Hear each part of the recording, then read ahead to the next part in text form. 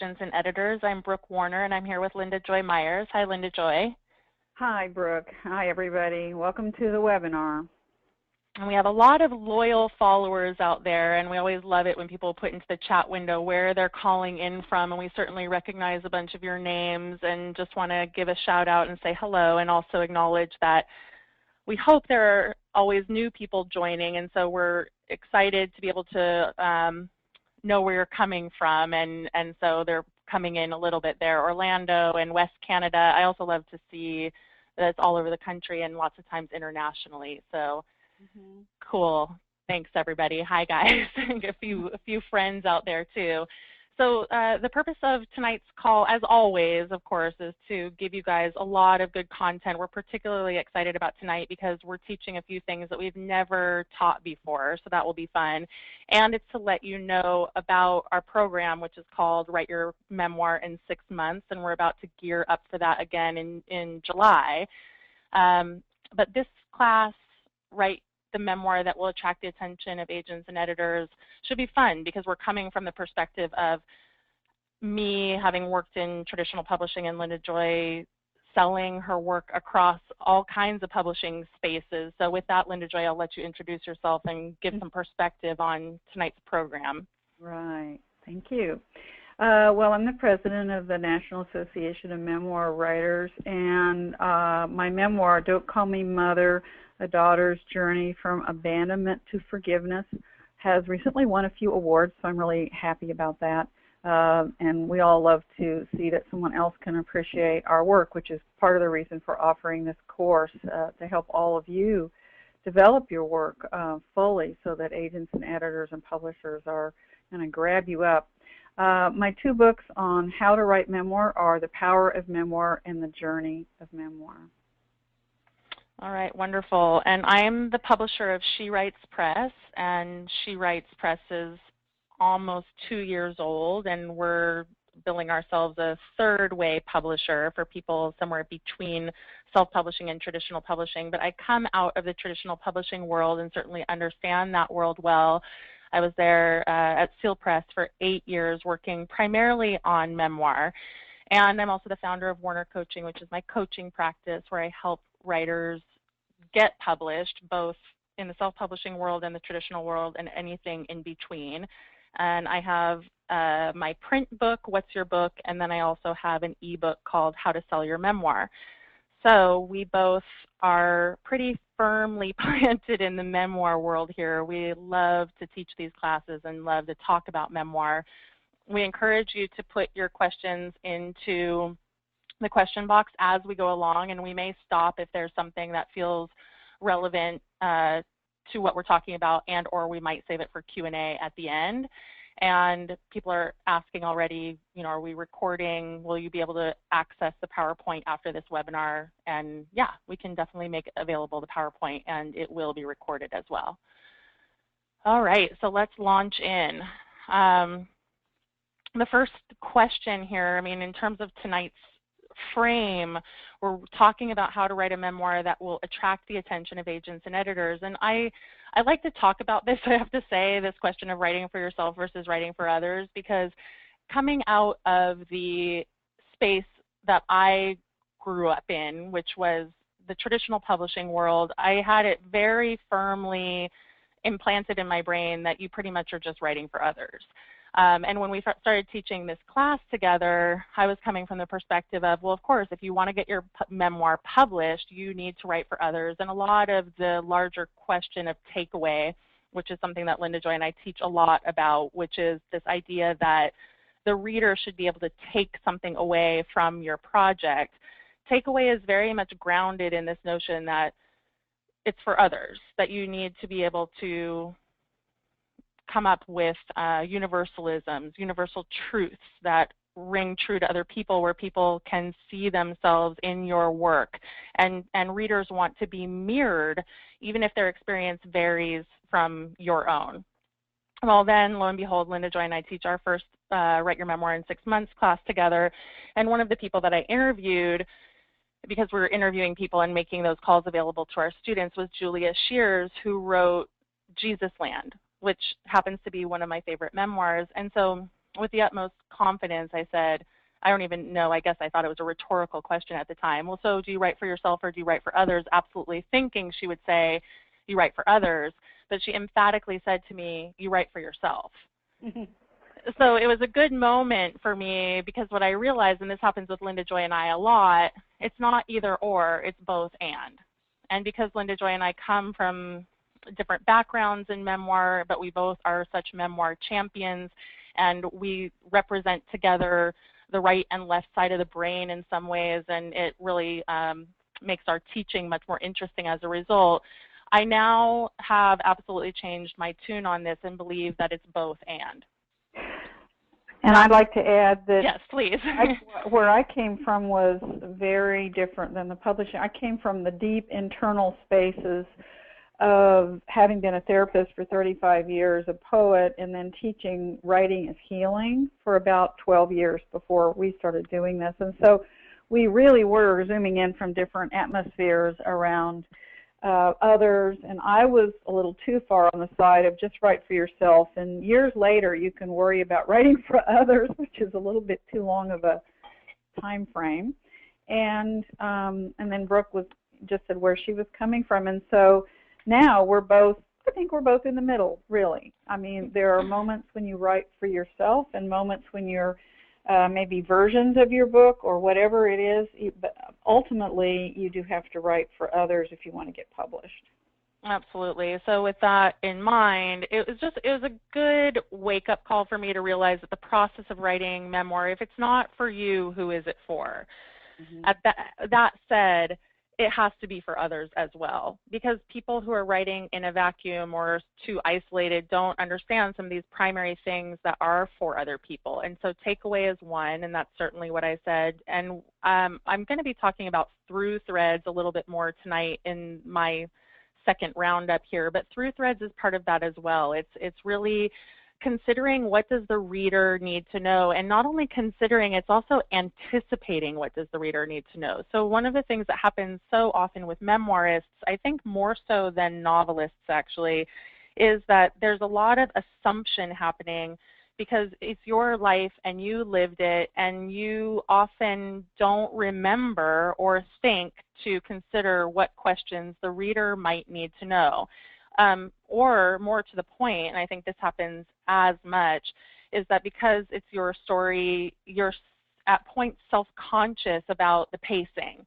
We have many students who go too fast. They rush through things, and then when we stop and ask them, why is this happening, or why are you rushing so quickly? A lot of it has to do with feeling like they're boring their reader.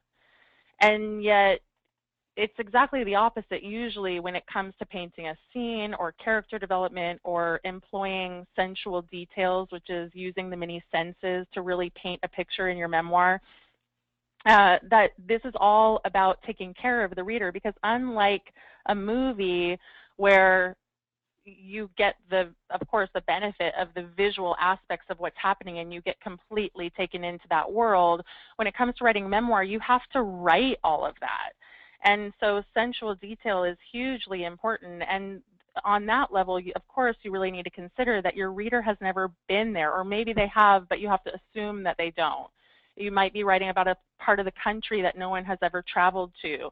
If you're writing a travel memoir, you might be writing about a part of the world that people have never been to. And so it's anticipating what kinds of questions are people going to have and what are they going to need to know. And this is the idea, really, like I said, of taking care of your reader is attending to them like you would, in some ways, you want to consider them like a dear old aunt who's so interested in what you have going on, and you need to slow down for her, right? She's not quite keeping up with you, and you don't want to just breeze along. So that's what I want to encourage all of you to think about in terms of writing for others. And then if you have someone who can give you good feedback, whether that's in the context of a class or a writing coach or a writing partner, hopefully you'll begin to figure out what that balance is, because it's true that sometimes people move too slow. and yet you have to figure that out. You don't want to go too fast and you don't want to go too slow, and sometimes that pendulum is going to swing a bit as you're beginning to figure it all out. Yeah. The other thing that I want to mention with regard to writing for yourself versus writing for others is reminding people of who your characters are. Now, Linda Joy and I taught Eat, Pray, Love. We have a best-selling memoir series that we're doing, and we taught Eat, Pray, Love the time before last. The last class we taught was Glass Castle. And in Eat, Pray, Love, Elizabeth Gilbert is constantly reminding you of who her characters are. When she reintroduces them, she labels them as her friend or as the guru. She doesn't assume that you remember who a given character was in chapter 1 if now we're in chapter 20. And authors that we work with, I've had this happen a lot, as I'm editing in particular, authors can somehow get a little bit offended if you don't remember who a character is. I've had people say to me, oh, well, of course, I wrote about him in chapter 2, don't you remember? And I always want to say no, and neither is your reader, because readers oftentimes are putting bookmarks in books. They're coming back to it later. Very few readers are going to be reading your book in one sitting. So you want to err on the side of giving these kinds of gentle reminders to your reader and worrying less about it being repetitive and more about keeping in mind that it's important for people to keep track. And again, in the context of all of this mattering for selling your memoir, agents and editors are looking for these kinds of things too. I think the number one point that I want to put out there on this particular teaching is this idea that you are holding a space, right, in your book. You're holding an experience. And agents and editors know what that looks like, and they're looking to be held because they want to give that to their, the agent wants to sell that to an editor, the editor wants to have that in a book for their readers. So that's the lens through which agents and editors are looking at this, and something that all of you can hopefully take away from tonight's call. All right. Okay. So,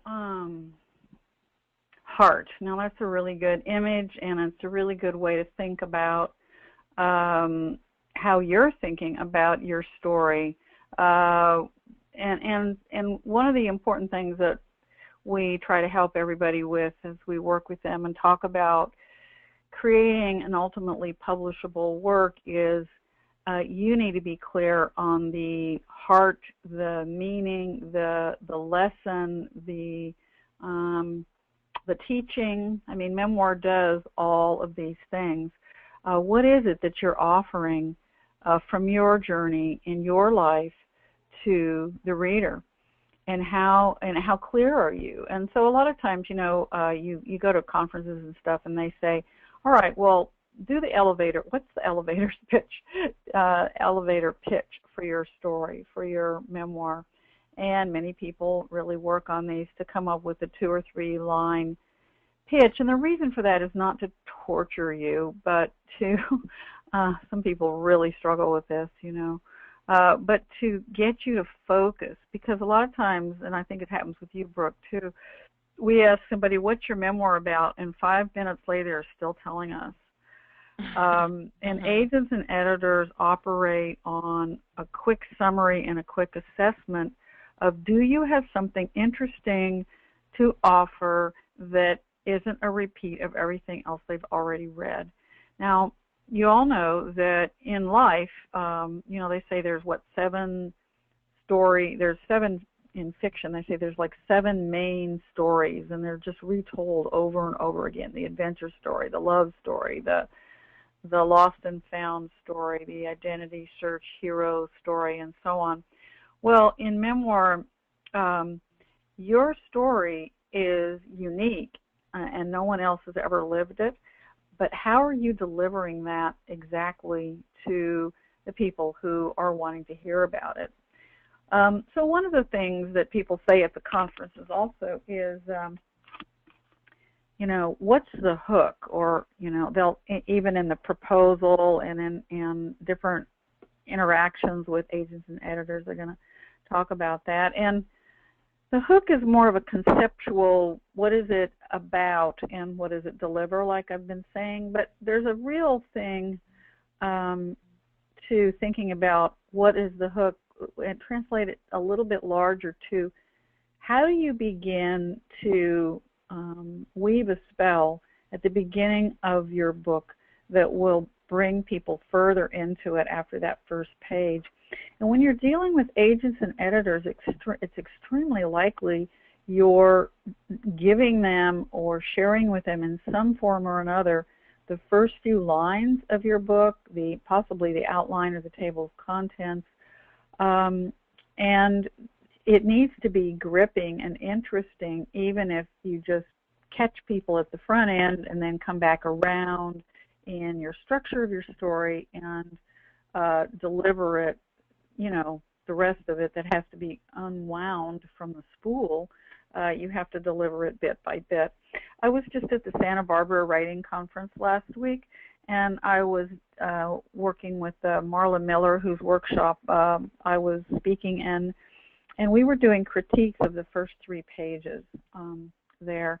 And this, in all but one case, we did about 6, people were not starting in what we call in media res, in the middle of things. They were giving this long tail. A few years ago, it occurred to me that I began to wonder about such and such, and then the year after that, I la la la and blah blah blah. And in some of the cases, even by the end of the 3rd page, we didn't know what it was about.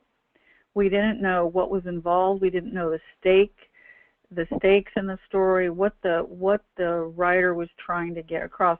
Now, these were rough drafts, and that was fine, and it was a great discussion that we had. But people saw it. They went, oh yeah, they could see it in everyone else's few pages that they weren't focused enough.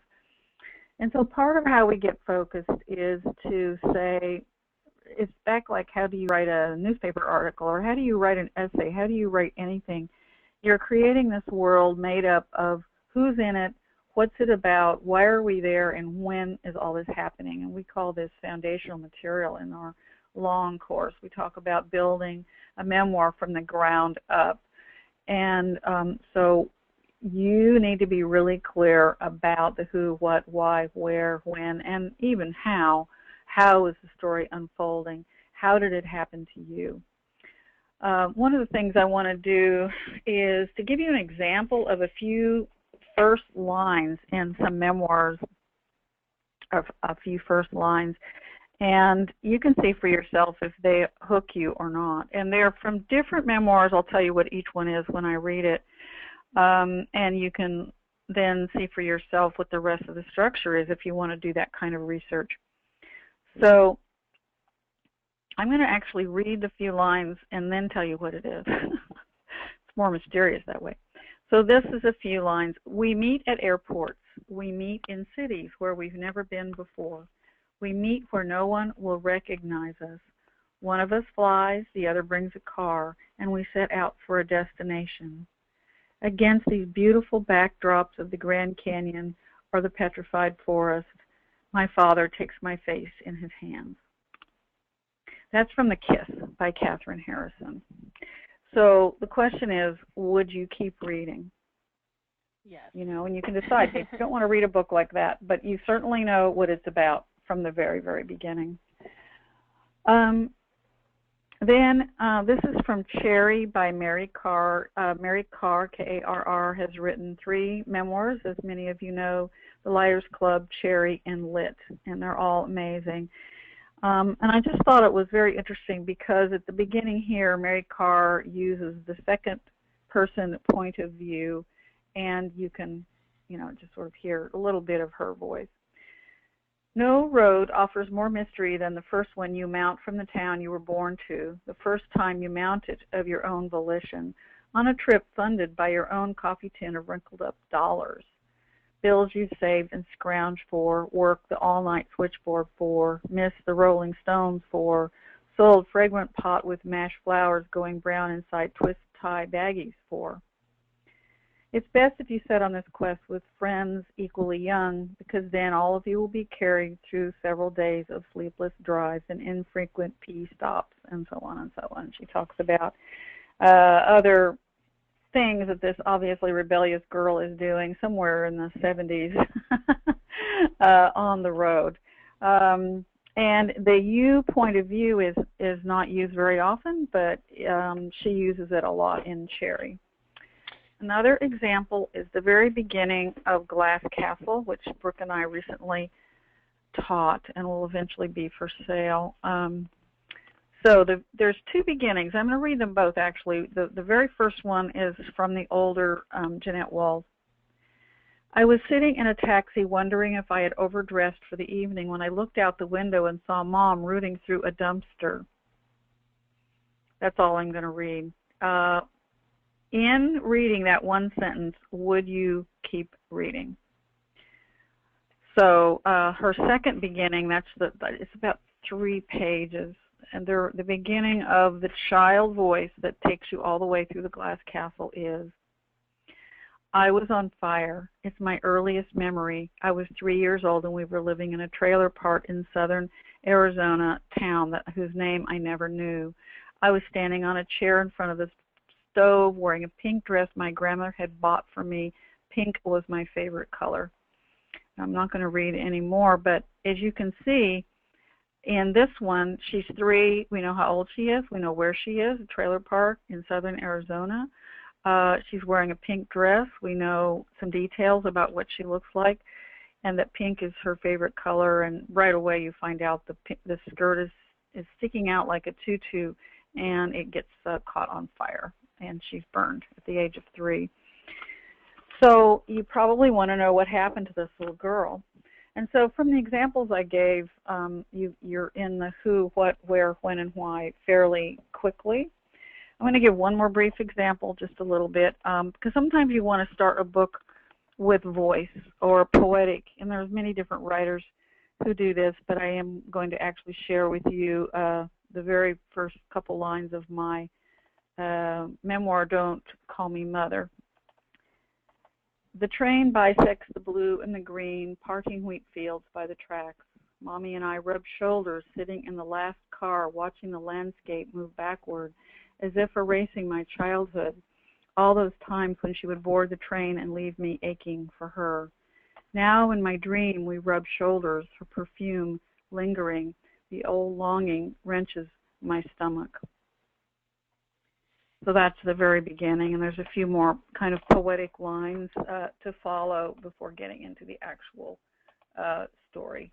So these examples, I think, give you how you can sound as you begin to get that invitation to the reader in jumping into the heart of your story, and how you can deliver in just a few lines this kind of important information. Would you like to add anything to this? Just that those opening lines and those opening paragraphs, or maybe just first few sentences at least, matter so much, and people know that, and yet still I see a lot of people with their memoirs starting out with what feels like a lackluster beginning and not paying attention to the ways in which it's woven into a hook. Like you said, it's interesting because anyone who's taken memoir classes, they know, and yet there's a difference between knowing and executing, and so really working on that. And so I appreciate you sharing all those different examples. And one of the things I particularly like about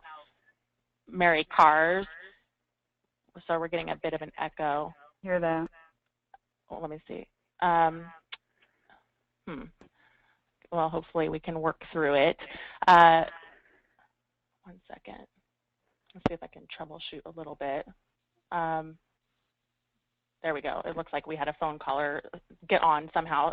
So what I was going to say is that one of the things that I particularly like about Mary Karr's is how it's not perfect English. It's not perfectly structured grammatically. It's poetic. It's very much, this. I hear people all the time who say, "Oh, well, I can't end a sentence on a preposition." Well, yes, you can. Mm-hmm. So it's just important to note all the different ways that you can enter into that, and it's great.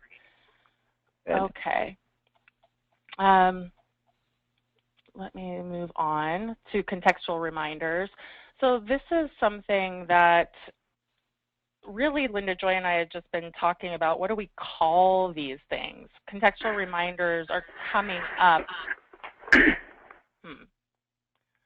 Sorry, you guys. There we go. Hopefully that will help. It looks like we have a couple little phone glitches. We're working on it. So contextual reminders keep coming up in the larger story because they I actually brought some examples and I'm going to show them in just a second. A couple of you asked, what do I mean by this idea that an agent or an editor wants to be held? I realize that that's maybe a bit of a poetic language in and of itself, and what I really mean by that is that we want to forget that we're reading. When you're held in a story, you are suspended. I just think it's the best analogy that I can think of because everybody knows what it feels like when you read a story that you're so in love with that you are transported to a different place. You're wholly in the scenery of that story. And when you're being held in the scenery of that story, it's even bigger than that because the reader is not only just paying, the writer is not only just paying attention to the immediate environment, they're paying attention to the environment several ripple layers out, right? They're holding the immediacy of maybe the room where something is happening, and then they're holding the house, and then they're holding the neighborhood, and then they're holding the city and the state and the country. And that takes real skill, and I think that's what I was talking about earlier when I was saying to take care of your reader, to think about what are all of the details that they might need and want to know to create this whole picture, what Linda Joy and I teach in our longer course as the fictive dream.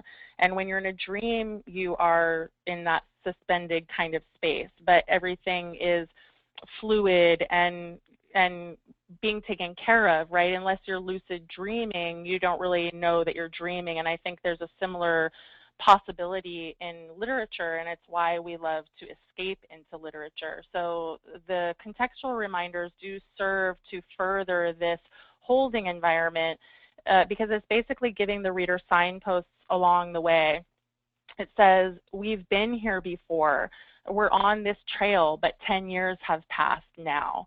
And a lot of times memoirists don't remember to give these contextual reminders. They will inadvertently, of course, it's never intentionally, but this is a skill set, bring something up as if it's never been talked about before, or bring something up in a later chapter about something that has been referenced earlier and talk about it with too much detail. It's like if you have a friend and you're in the details of their life, you don't need to know a whole bunch of backstory about someone that's already been introduced earlier. And yet, like I said in the last section that I was teaching, you also have to give enough reminders to go, remember Bob? Yeah, that guy that we talked about before. Okay, so blah, blah, blah. And you do that with your friends. I certainly think of friends that, like my closest friends know who my high school friends are, for instance. But I still, in a conversation, might say to my best friend, my friend Jen from high school? I probably don't even need to say from high school, but that's a contextual reminder. Yes, we're talking about that Jen. And you have to do that in memoir all the time, acknowledging the reader, naming and renaming, and doing this little tiny reminders, but not in a big way, not in a way that is overwhelming, but in a way that is helpful. So I do have a couple of examples, and I wrote them out for those of you who are visual like I am, and I'm going to set a little bit of context. The first one is in chapter 2, and I'm going to read along with all of you. So this is the first time that Mom's friend Ken shows up in this memoir, okay? Mom's hairdresser friend Ken came over the night before my birthday. They brought me a new pair of roller skates and a big chocolate cake. They also brought me a couple of bottles of champagne to celebrate Mom's best friend Olive getting a big promotion. So they, in this case, was actually Ken and his boyfriend, Ron, who you'll see show up in chapter 6 again. So this is what happened when I got to chapter 6, just reading through this particular memoir. Mom wasn't the only grown-up I knew who spoke in a baby voice. She had a couple of male friends, Ken and his boyfriend Ron, who did it too, especially when they talked to their poodles, Bitsy and Itsy. They were Mom's hairdressers, and they spent a lot of time together outside the salon. Dad said they were cross-dressers and queers and he didn't want them in his house. So the issue here, of course, as you can imagine if you're reading along, is that you get to chapter 6 and you're like, yeah, you talked about Ken before, but you're talking about it here as if we have never met him before. And I bring this example up to say, this might seem like a really obvious example to all of you, but this happens all the time. All the time, all the time, all the time, and it's an example of just something that needed to be streamlined. You don't need to introduce Ken as if we've never met him before, so we will, because we have. And so how do you write in a way that acknowledges that we've met Ken before? And so the next example that I have shows an edit of a sentence that was not doing a great job on contextual reminding, and the edit shows the way in which it gets fixed. And so the context for this next one is that the scene is post-surgery, okay, and the author wrote about what happened to her in surgery in an early chapter. In chapter 2, she writes about this recognition that things might not be okay, and she wrote a whole scene really about touching her bandages after surgery. And this happened, like I said, in chapter 2, and it made a big impact on me as I was reading. So later in chapter 12, this happens. It's a cross-reference basically to something she had written about in quite a bit of detail in an earlier point.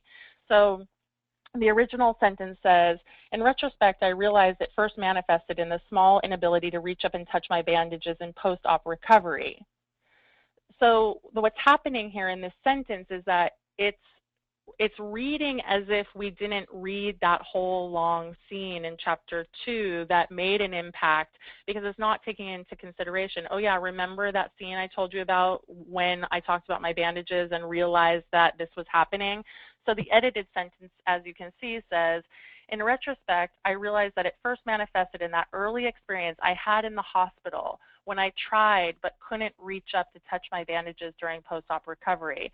It's a subtle difference, but all of you can see that we're saying, remember that early experience that I had in the hospital when I tried but I couldn't? And the reader's going, oh yeah, yeah, yeah. Instead of the first one that is not doing that. The first one is basically saying, I realize this as if we've never talked about this before. So this is a big deal, and these are just a couple of small examples, but these contextual reminders make a huge difference in the reader feeling like you have taken them into your confidence. And I want to emphasize that this whole idea of holding is that too. It's being taken into the confidence of the writer and feeling like you're a friend, you're in the intimate circle. And this leads into what you're going to talk about, Linda Joy, in terms of letting people into that space. So I'll just make a quick segue here. Okay. Oh, that's good. I like that picture. Well, I mean, one of the biggest issues, as you all know, if you're working on memoir, wanting to do it, trying to do it, wherever you are, is writing and sharing with the world all these private details. And most of us, many of us, have grown up with some form of don't air your dirty laundry in the public, in public, from very harsh teachings about that to just, you know, the rules, the subtle rules. We don't even have to say it out loud by family members or people you know. Is you just know that, you know, it's not, we don't, you know, don't do it. Don't say it. Don't share it. So we work with people all the time who are really struggling with that, you know, to say things that are true, that to write their truth, to go ahead and put it down. I mean, not only it may be about certain things that are, you know, like a lot of people write about abuse or write about very personal dynamics in families and friendships and marriages, about their bodies, about sexuality, about their thoughts, about their feelings. I mean, it's really very deeply personal, obviously.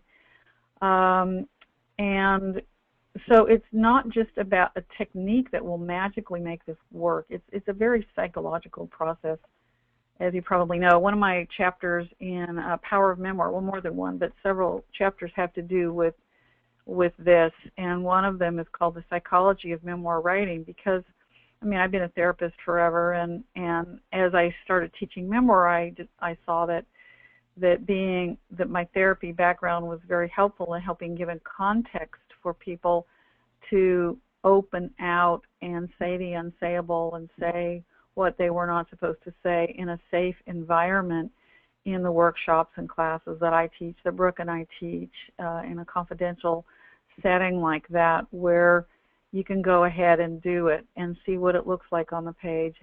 Most people have never written these stories. Some have. Some wrote them in their journals.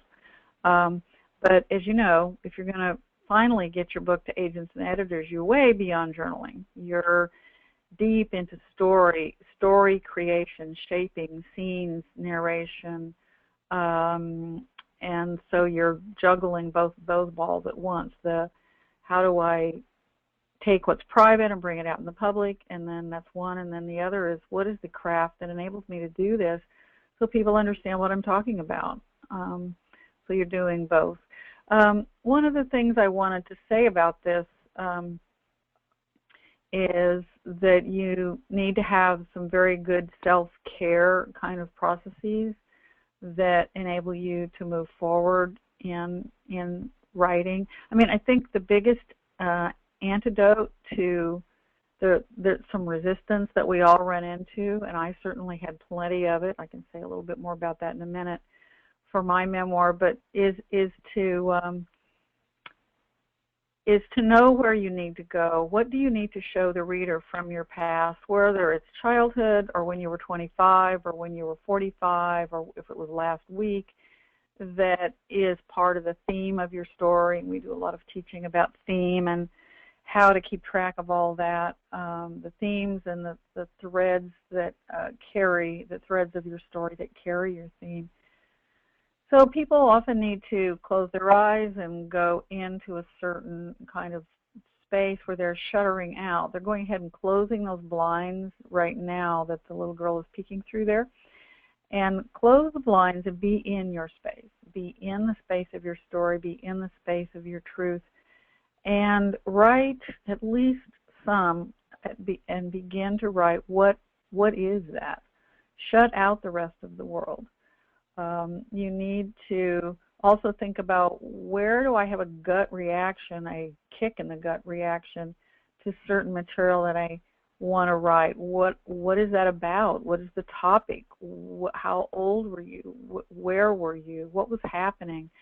And also, we do a lot of work with, but I mean, I just want to mention, working with your inner critic, and that can mean a bunch of things. It can be just talking to it, or it can be doing a dialogue with your inner critic to see why it needs to torture you that way, or what it is trying to tell you, or is it trying to warn you, or what? What is your inner critic doing? Can I interject something too, Linda? Yeah. Because one of the things that is coming up for me while you're talking is just the place where the reader, and that person is probably in the beginning, if you're shopping, going to be an agent or an editor, right? Because everything that you're saying has so much truth and so much power, but in the context of what are agents and editors looking for, the thing that I can say is that on this point, that again, it's sometimes a really subtle recognition that agents and editors, or anyone who's really a reader, has, whether or not you're letting them in or not. Because I oftentimes will read something and feel like something's missing. You become such an attuned kind of reader that when lots of questions are coming up, it usually belies the fact that something is missing. And for us, when we probe our students or our clients in some way, you generally find out, oh yeah, well, that was the thing I didn't want to talk about, or oh yeah, that's the place, that's the really hard place. And so without fail, it's that place that Linda Joy is saying, like, where is the trigger, where does it feel hard, that, you know, yes, sometimes you have to give permission for those stories not to be told, but you also need to ask yourself, how and why are you holding back? Because really the truth of saleability comes in this space of, you're going to let the reader so far in that you're probably going to be uncomfortable. I don't know very many best-selling memoirists, or really any memoirists who've sold their memoirs, that haven't felt at least a little bit uncomfortable and sick with some of the boundaries that they were pushing. Yeah, I was going to mention that. I was reading Brene Brown's Daring Greatly, and she talked about, after her talk on vulnerability, some of you may have heard of her, she has this sort of viral talk on vulnerability, which is certainly one thing that memoir writers have and have to deal with. And she said that after her talk, she had it was like a shame hangover. Mm-hmm. I totally know what that feels like, because with every book I've written and every time I get something published out in the world, I would have, well, I don't know if it was shame, but certainly, oh my God, what have I done? You know, kind of thing, some kind of hangover. And I think that means that we're in that uncomfortable, stirring ourselves in that uncomfortable territory. Dorothy Allison says, if you're not uncomfortable with what you're writing, you haven't done your job. You know, Yeah. that you haven't really attended to what you need to attend to, and that we need to take these risks and go to the edge of the cliff and go ahead and dive off. And certainly I was talking about one stage and Brooke's talking about another, and they're both necessary. First, write it to get it out of you, and then work on what it is you're writing, knowing that it feels dangerous, and shape it using craft so that other people do understand it, so that you have reached across those Venetian blinds and all the way out into the open, and you're not hiding. Because truly, like for example, Brooke and I, we were sharing this once where somebody was writing about sex, and so they closed the door to the bedroom, and that's fine. You don't have to write a full-out sex scene, but my question was, did you make love with that person or not? I have no idea. I mean, because they were just hiding it. Mm-hmm. Well, I didn't really want to, say, and we went, well, you can't get away with that. If you're going to take to the bedroom, we need to know how that moment of lovemaking affected your relationship with that person. And we typically, sorry to interrupt you. I mean, first of all, yes, it happens all the time. And I was going to say that we typically will have breakthrough moments almost with every student. I feel like there's a breakthrough moment that comes in from some form or another from a scene where we're asking a hard question, where there's a challenge being posed. Why is this the way that it is, and what's underneath it? And usually the confession comes in the form of, oh, that's the thing I really hoped I wouldn't have to write about. Yeah. And if any of you have had that moment, you know exactly what it is. And for better or worse, that's where the juice is. And those are the things that need to be written about, because most people come to writing memoir because there's something that is burning that needs to be told. And sometimes, for many reasons, logical and not logical, the burning thing that needs to be told sometimes wants to get stifled. But like I said, good readers can suss it out. So we know. So that's what's important to keep in mind. All right, so I think we should switch gears here just so that we have time for Q&A, unless there's one last pressing thing on this one. Thank you. Mm-hmm. All right, perfect. So, and we'll take some of your questions that are starting to come in. Please, if there's anything that we touched upon tonight that you would like to hear about in more detail, ask your questions, because we're going to have a Q&A in just a second. Like we said, we are wanting to tell you guys about our class, and so we're just going to take a couple minutes here briefly to share about Write Your Memoir in 6 months, and to make an offer, because our class starts January 2nd. Orientation starts on January 2nd. We actually have had a lot, excuse me. You don't mean January. July. I don't know where my mind is. It's certainly not cold enough outside to be January.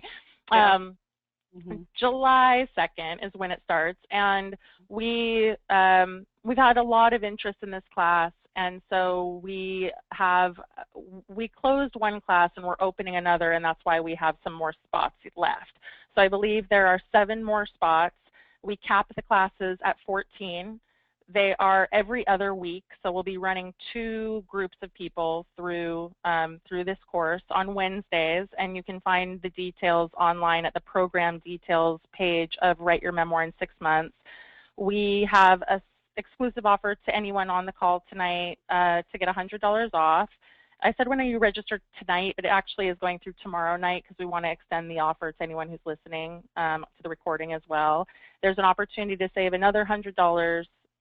So we just wanted to say that with the payment plan that we offer, you can save another $100.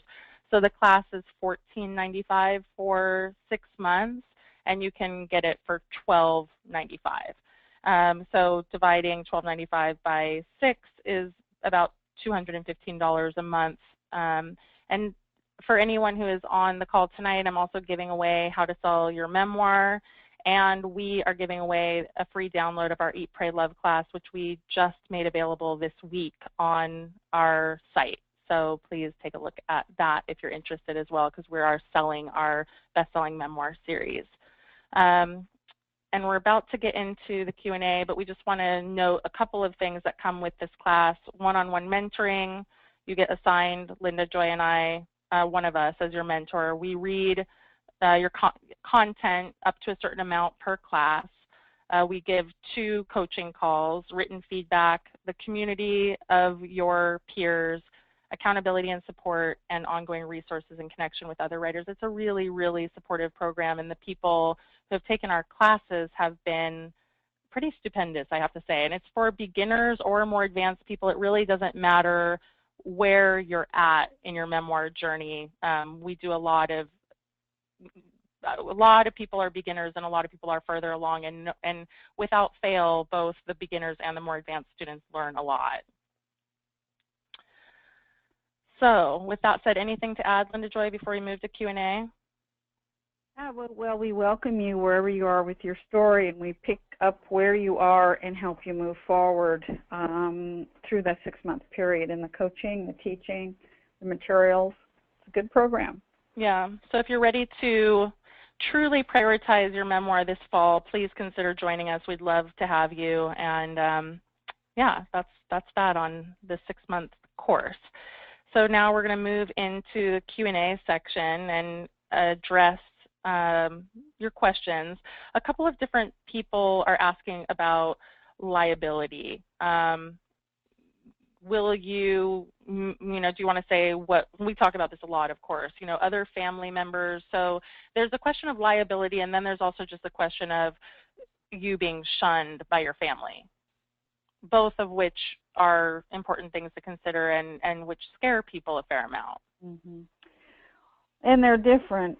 They could be related. I mean, if you have a family who wants to sue you and shun you, yeah, you're going to be very unhappy for a while. But, there's a couple things we can say. We're not lawyers. We can't tell you exactly. We can refer you. We do know some, I know, and maybe you do too, Brooke, a couple of legal people that work with authors, and they, we can make that resource available to you. So that is one piece that we encounter it a lot. But there's 2 parts to that question. One is, do you need to write this story for yourself, or, is it going to be valuable to you to write it for yourself? And as you write it, often what happens is people realize, oh, okay, now that I've said that, now that I've put this down on the page, like I was talking about earlier, these transgressive kind of cautions that come up, what now do I need to publish about it? And I went through that with my own memoir. There were certain things I absolutely had to write. I had to get the story down on the page. And when it came to publishing it, and I went, okay, the whole world is going to read that paragraph about my father. Do I want them to read it that way? I'm not going to take it out, but do I want them to read it exactly raw like that, or am I going to use language and craft to shape it so that they can read it? So there's a lot of different pieces to it. Yeah, absolutely. And there's a question people are asking, I'll just tag on to that to say, because it's about changing people's names. And, and that is definitely one way to handle it. And you usually have to change them to the point that they wouldn't be recognizable. But it gets tricky in memoir because, of course, if it's your ex-husband or your child, they're fairly easily traceable. So I did have an instance at Seal where one of our memoirists wrote something that upset a brother basically, and he was threatening to sue, and there was no changing the fact that this was a relational kind of situation, and it didn't go anywhere, but people are very, very concerned about it. It usually doesn't go anywhere, and it usually doesn't go anywhere unless you have a best-selling memoir like it happened with Augustin Burroughs. And our advice always is to just write it how you want to write it and worry about the liability question once you at least have a full first draft. I wouldn't even change names in a first draft because you're just going to confuse yourself. So let the story come and worry about the fallout later. That's what we want to encourage. Not to say it's not real, it's very important, but it can really, really, really get in the way. I agree. So people are asking about agents and questions where to start with an agent, what do you do, and will we have a longer course where we talk about agents and stuff, and that's a good idea. We certainly could do that. I mean, I definitely want to recommend my own book because I do talk about it a lot in How to Sell Your Memoir, and it's, like I said, it's an ebook online, and you get it for free, of course, if you sign up for the class, but in that, I talk a lot about how exactly to pitch your work to an agent. And as much as you might hear that it's not necessary to have a proposal, it really is. It's important to have a proposal. It's important to write a smashing query letter. And it's important to do research to really figure out who are the agents that are representing memoirists. It's quite easy to find them online, to do research. The best resource is called Publishers Marketplace, and I'll type that into the chat window. Publishersmarketplace.com, where you can sign up for a month and pay $20 and do research on agents and what they're doing. And then the other thing that I would recommend is to, if you're on Twitter, put in hashtag literary agent or hashtag lit agent, and a lot of the literary agents will show up, and start following them and see what they're talking about and see if any of them are talking about memoir, and if you like them. It's a really, really good way, an easy way actually, to connect with agents and see what's going on with them. Here's a question from Lori. How does shorter works of memoir differ in technique and craft from longer works? Well, an example of some shorter works is that they're in vignette form. They're more like really short stories, or they maybe have an alternative experimental feel. They're poetic. They're fragmented. They're, I'd say not always are experimental, right? But I mean, they're presented differently quite often, so more like little snapshots than a long shaped narrative. What would you say, Brooke? Well, I would say that for shorter works, probably the craft is similar, of course, in that you have to write the scenes and you have to bring people into what we call the fictive dream, even though it is memoir. It's this idea that I was talking about earlier.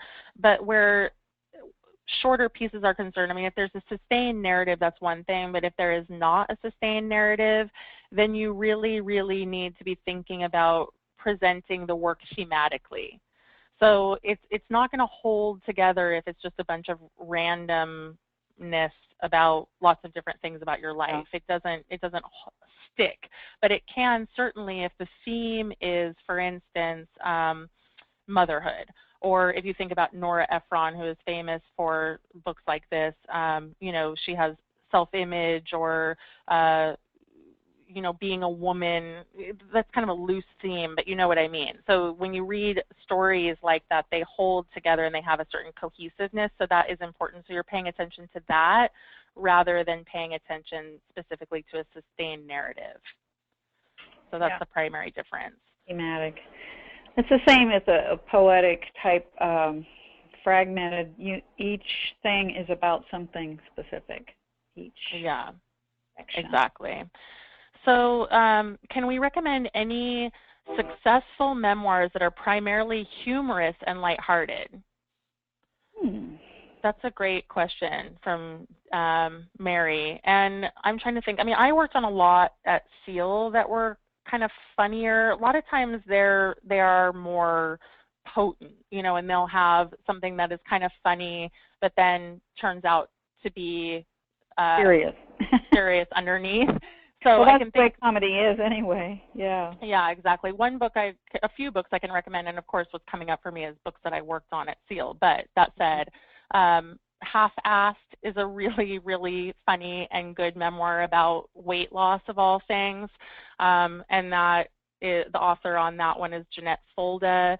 I mean, Seal's List actually has a lot of funny memoirs, and there are a lot of funny memoirs out there. I'm thinking of I'm blanking on this girl's name. Maybe someone can look it up for me. But there's a memoir called "We Thought You'd Be Prettier."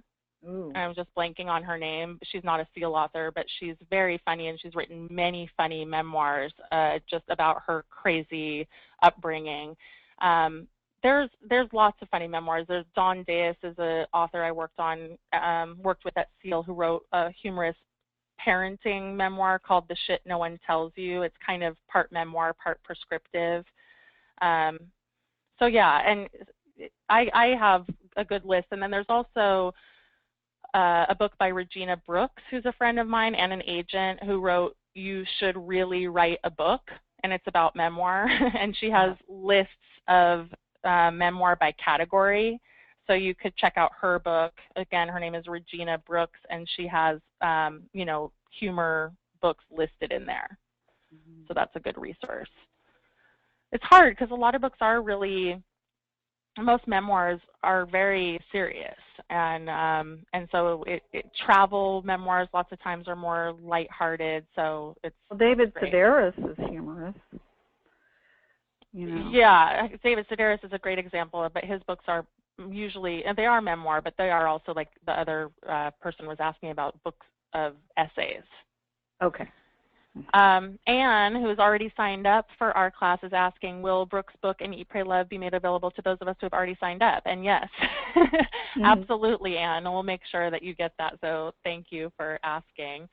And let's see, maybe we can take one more. Thank you all for such great questions. There's so many, we're not going to get to all of them. So let's take this one as the last one. And feel free to follow up with us. Please email us if your question didn't get answered, or if you really wish we had addressed something specific, and of course if you have questions about the course. But let's end on this one. What should an introduction achieve for the reader? What question should it answer? It's a great question, Robin. Well, it's like it's starting to weave the spell, isn't it? Weaving enough of the spell, presenting a question, presenting the theme in the introduction. I think and lots of people start with a prologue, not so much as an introduction, or a piece of a chapter, like in Wild. It's just a very small, it's not even a chapter exactly, where you find out that this woman lost her boot in the first 2 sentences. I didn't read it today because we'd already read a lot, but she lost her boot over the side of a mountain. Okay, well, are we going to keep reading to find out how did she get on the mountain? Why is she there? What happened that she lost her boot? And it's about 200 pages later that you find that out. Yeah. So there's different ways to start a book. Formal introductions aren't used all that much, are they? Well, you have little prologues and introductions. I think they are used, and they certainly can be helpful, and I think that they need to set context. Yes, they need to do what Linda Joy was saying in terms of really throwing out that hook, but they're important that they set the stage and that they create an invitation to the reader to keep reading. So it depends on the book, of course, but sometimes it gives people a context for why you wrote the book, and sometimes it gives just a really quick flash of a scene that makes people go, oh my God, this is so fascinating, I can't wait to read more. So it can have different orientations. Again, it very much depends on the type of memoir that you're writing, but I personally do like introductions, and I like them to be short. Just a few pages. I advise people to write it. Some people start with these long introductions, and I say, why don't you finish your book and come back and see what of this you really need to put in there. Because then we really know what's in the book after the first draft. Exactly, exactly. And so a bunch of people weighed in to share their funny memoirs, so I think we should just end on this. Running with Scissors, Tina, which is funny and sad and hard, you know, certainly both. Tina Fey, Bossy Pants, which you're right, made me pee in my pants. It was so funny. I just love that book. Getting Up by Nate Jackson. So I never read that one. That sounds great. It was Lori Notaro who wrote the book that I mentioned, We Thought You'd Be Prettier, and many others. Jody mentions Operating Instructions by Anne Lamott, and that's very true. Annie is quite funny, but that's also serious. Lots of times humor, and even David Sedaris, some of his stuff is equally funny and hard. And I think if you can achieve that, awesome. You're pretty amazing. So thank you, everyone, for your good attendance and for following what we're doing and for being on the call tonight. And Linda Joy, as always, it's an honor and always fun to teach with you. Yes, you too. Thank you all for being here, and let us know if we can answer more questions. Yeah. All right. Good night, everybody. Night.